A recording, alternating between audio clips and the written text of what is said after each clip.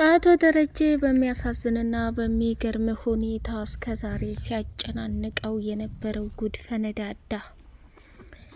መድኃኒት ከሚባለው በላይ ታሪክ ሰራች። መድኃኒት ወደ አሜሪካን ሀገር በረር ያለሁኝ ብላ እቤት አታላቸውና ጉድ አድርጋቸው መኝታ ቤቷንና ቤቱን በሙሉ ደም በደም ካደረገች በኋላ እጅግ በጣም በሚያሳዝንና በሚገርም ሁኔታ አቶ ደረጀን ወንጀለኛ አድርጋ ለማጋለጥ ስለፈለገች እንግዲህ አቶ ደረጀም የሞትሽን ጉድጓድ እየቆፈርሽ ነው ብሏት ነበርና ከሚባለው በላይ ፖሊሶች በጥፊ እየጠፈጠፉና እንዲሁም ደግሞ በፈለገው አይነት መንገድ እንዳይቀጥል እስከ መጨረሻው ድረስ አዋረዱት። ወይዘሮ ማርታና ዳጣ በለቅሶ ተቃጠሉ። አቶ ደረጀ እንግዲህ ወደ እስር ቤት ሲያመራ ዳጣም ተደፋችና ይሄ ሁሉ ምክንያት እኔ ነኝ።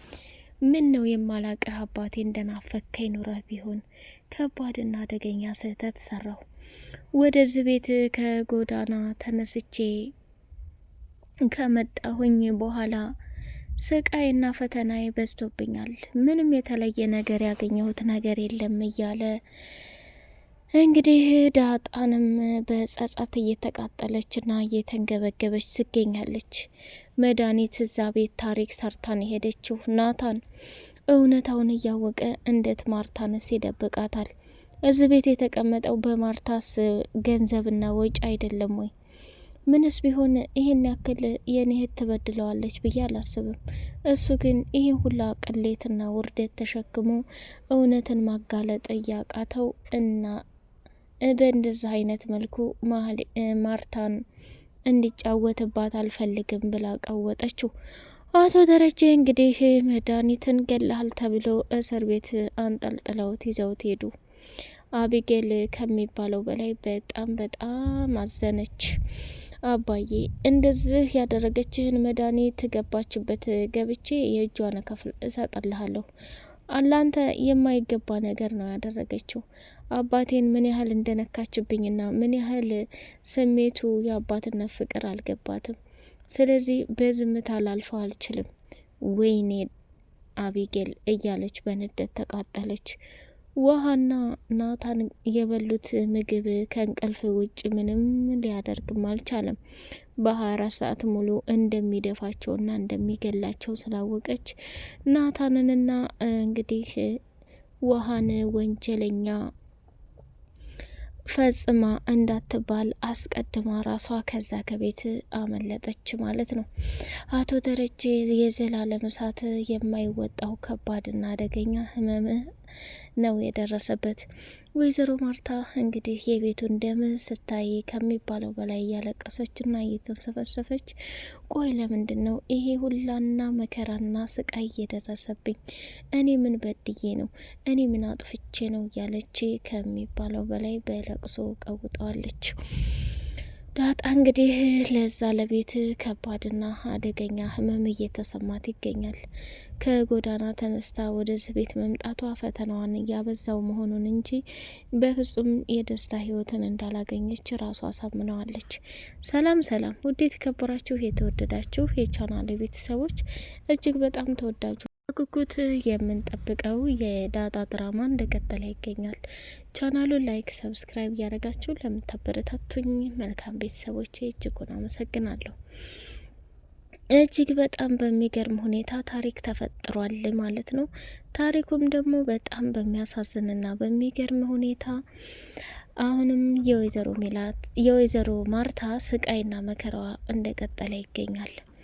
ዳጣም ከዛ ከቤት በድጋሚ ናታን እየሆነ ያለውን ነገር ስታይ እንዲሁም ደግሞ አቶ ደረጀ ሲጨናነቅና ራሱን መቆጣጠር ሲያቅተው ከዚህ ከቤት መውጣት አለብኝ ብላ እየወሰነች ትገኛለች። ወይዘሮ እንግዲህ መድኃኒት ለአንዴና ለመጨረሻ ጊዜ ለቤተሰቡ እራት ሰራችና ስንብቷን በዛውን ትልትል በመካከል አባራ እኮ በብዙ ነው መብላት ያለበት ምንኛ ነው ምናምን አለችና ምግብ መጨማመር ጀመረች። መቼም ሙያው ተሰሪታው ነው ከአቅራቢው አይደለም እያለች ወይዘሮ ማርታም እንትን እያለች ሳለ ምን ነው ደረጀ አፈጣህ የምታይኝ ብላ አለችው። እንዴ እስኪ ምን ሆነሻል መድዬ? በረራሽ መቼ ነው? በረራዬ ዛሬ ነው። ምን ነው አለቻት። እኔ እሸኝሻለሁ፣ ሁላችንም ቦሌ እንሸኝሻለን ብለው አሏት። አቢጌልም እኔ ላገባ ስለሆነ እሷ እየሄደች ነው፣ ስለዚህ መሸኘት አያስፈልገኝም፣ ከቤቴም አልወጣም፣ ደክሞኛል ብላ አለች። እንዴ ብዬ አክስትሽ ታዲያ መኮረፉ ነው እንዴ? ቅሬ አታያትም እንዴ ከፈለግሻት አለቻት። አይ አያስፈልግም ብላ አቢጌል ተናገረች። አቶ ደረጀም በሰላም ግቢ ቦሌ ድረስ እኔ እሸኝሻለሁ ብሎ ሲላት አያስፈልገኝም፣ ሁላችሁም እናንተ ከዚህ ከቤት እንደወጣ ፍላጎት አላችሁ፣ ስለዚህ ሄድኩ አልሄድኩ መሸኘት አይጠበቅባችሁ፣ ምን ራሴ እሄዳለሁ ብላ ወሰነች። ወይዘሮ ማርታም ግርም አላትና ፍጥጥ ብላ ማየት ጀመረች። ቆይ ይችልሽ ምን ሆና ነው? እየተፈጠረ ያለው ነገር ምንድን ነው? ቆይ ውሀዬና ናታንስ ብላ ስትጠይቅ ወይዘሮ ማርታ እንግዲህ ከናታን ጋር እየበላች ምግብ መሆኑን ስታይ ሀይ ውሀዬ ዛሬ ከናታን ጋር ፍቅር ትሆናለች፣ ነገ ከኤቢ ጋር፣ ከነገ ወዲያ ከዳጣ ጋር፣ ምን አለ እንደሷ ልበ ብርሃንና ልበ ንጹህ ሰው ብሆንኩኝ እያለች ተገረመች። አይ ማርቲ እንደ ውሀም መሆን ያምርሻል እንዴ? የጉድ እኮ ነው። ለማንኛውም ለነበረን ቆይታ በጣም አመሰግናለሁ። እስካሁን ላደረጋችሁልኝ ነገርም በጣም ነው ማመሰግነው። ካሁን በኋላ የእናንተ ፍላጎትና ምርጫ እንደፈለጋችሁ ሆኑ እያለች መዲም ከዛ ከቤት ለመውጣት በመካከል ስታስብ ለናታን የሰጠችው ምግብ 24 ሰዓት ሙሉ እንደሚቆይ ትዝ አላትና ጉድ እኮ ነው። አሁን ውሀንስ ድፍት ብትል ምን አባቴ ላደርጋት ነው? ለነገሩ የራሳቸው ጉዳይ፣ እኔ 24 ሰዓት ሳይሞላ አሜሪካን ገቢ ነኝ፣ እነሱ እዚሁ እንደፈለጉ ይሆኑ ብላ ወሰነች። ናታን እንግዲህ ምግቡን ተበላ በኋላ ድብን ብሎ ተኝቷል። ውሀይም እንደዛው ድብን ብላ ተኝታለች። ሌሊት ላይ እንግዲህ ለዛ ቤቱን ልታጸዳ ስትነሳ ያየችውን ነገር ማመን አቅቷት ደነገጠችና ቤቱን ቀወጠችው። ወይዘሮ ማርታም ከተኛችበት ተነሳችና አዳሪ ነቅተሃል እንዴ? እንዴት አደርክ አለችው። ማርትዬ እንዴት አደርሽልኝ አላት። ከዛ በሚገርምና በሚደንቅ ሁኔታ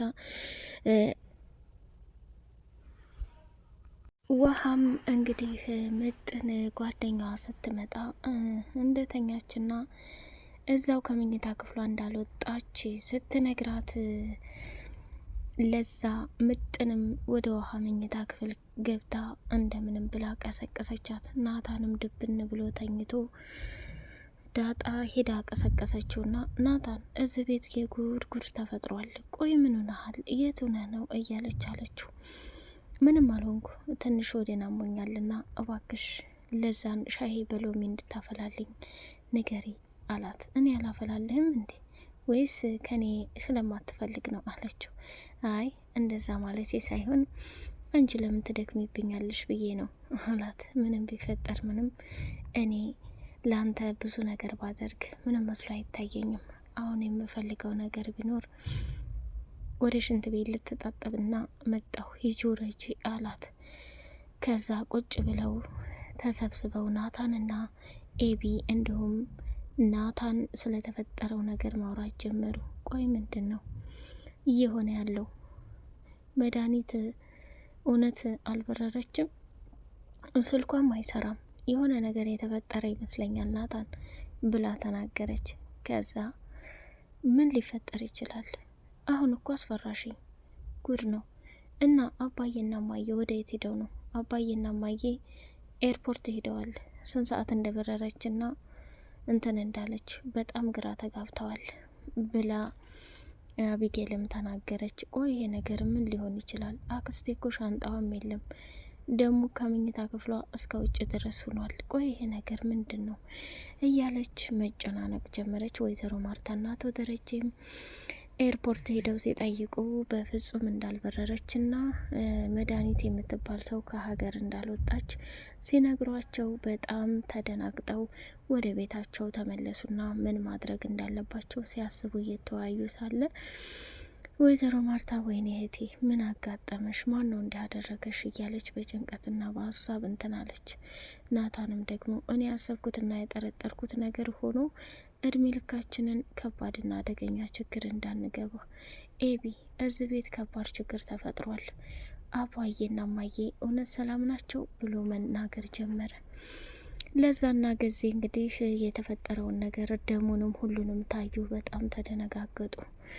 ገዜ እንግዲህ ሀገር ላይ አግብቶ ወልዶ ልጁን ትቶ ከርቷትና ሸምጥጧት ወደ ከተማ መጥቶ ነበር።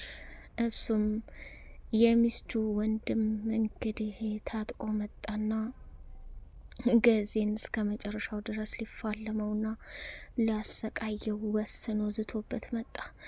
ገዜም እንግዲህ ያደረገው ነገር እያቃጠለውና የመጣው ሰውዬ እንደማይለቀውና እስከ መጨረሻው እንደሚጨርሰው እየፈራና እየተንቀጠቀጠ ይገኛል። ውሃና ምጥን እንግዲህ ምን ሆነሻል ውሃዬ? ስሜትሽ ልክ አይደለም፣ እንቅልፍ ብሎሻል። የተፈጠረ ነገር አለ እንዴ ብላ ብትጠይቃት ምንም ነገር እንዳልተፈጠረና ምንም ነገር እንዳልተከሰተ አድርጋ አሁንም መተኛት ነው የምፈልገው ብላ ወደ መኝታ ክፍሏ ሄደች። ናታንም ቢሆን ፍዝዝ ብሎ ራሱን መቆጣጠር አቅቶት መድኃኒቱ እንግዲህ እንቅልፍና ማዳከምን ጭምር ነው የሰጠው ማለት ነው። እንግዲህ መድኃኒት እጅግ በጣም በሚያሳዝን ሁኔታ ከባድ ችግር ውስጥ አስገብተዋል አቶ ደረጀን። ወይዘሮ ማርታ አሁን ላይ እንግዲህ ይህን ነገር የደረጀ ሴራ ወይንም የመድኃኒት ሴራ መሆኑን በፍጹም አላወቀችም። እንግዲህ እውነታው ሲጋለጥና አቶ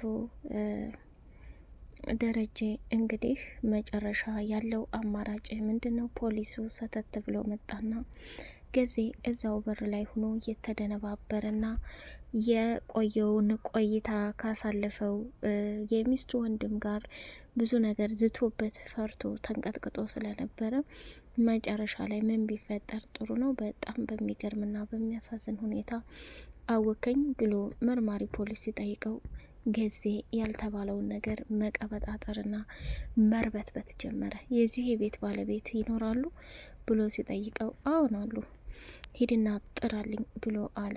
ጊዜም እየበረረ ወደ ቤት ገባና አቶ ደረጀን ፖሊስ እንደሚፈልገውና እንደሚያሳድደው ሲነግር ፖሊሱም ሰተት ብሎ ገብቶ አንተ ወንጀለኛ ነህ፣ ነፍሰ በላ ነህ ብሎ ማንቁርቱን አንጠልጥሎት ከዛ ቦታ ሲወጣ ኤቢና እንዲሁም ደግሞ ወይዘሮ ማርታ ዳጣ በለቅሶ እየተሰቃዩ ይገኛሉ። ናታን አቶ ደረጀ የሰራው ስራ እጅግ በጣም አደገኛና ከባድ ስለሆነ ለማንም ማገዝ እንደሌለብኝ ወደ ሀገሬ ወይም ወደ አባቴ ጋር መሄድ እንዳለብኝ ወሰኛለሁኝ ብሎ ለብቻው ማውራት ጀመረ። እንዲሁም ስለዛ ስለ ደም ሲነግሩት እውነት አባዬ መድኃኒትን እውነታውን ታወጣለች ብሎ ገሏት ይሆን ወይስ ምንድን ነው የሚል ጥያቄም አድሮበታል። አቶ ደረጀ መኝታ ክፍል ሆኖ እንግዲህ ከወይዘሮ ማርታ ጋር ተኝቶ ሌሊቱ ሲነጋለትና መድኃኒት ሄድኩኝ ብላ ስትል ፈጣሪ ይህን ጉድ ውርደቴና ቅለቴን ስለሸፈንክልኝ አመሰግናለሁ፣ ብርሃኑንም ስላመጣልኝ አመሰግናለሁ እያለ ፈጣሪውን አመስግኖ ሳይጨርስ ግን ወይዘሮ ማርታ ያየችውን ነገር መቆጣጠር አቅቷት ለደረጀ ስትነግረው ደረጀም ከመኝታ ክፍሉ ተነስቶ ያየውን ነገር ማመን አቃተው። በቀጣይ ፓርት እስከምንገናኝ ሰላማችሁ ብዝት ይበልልኝ።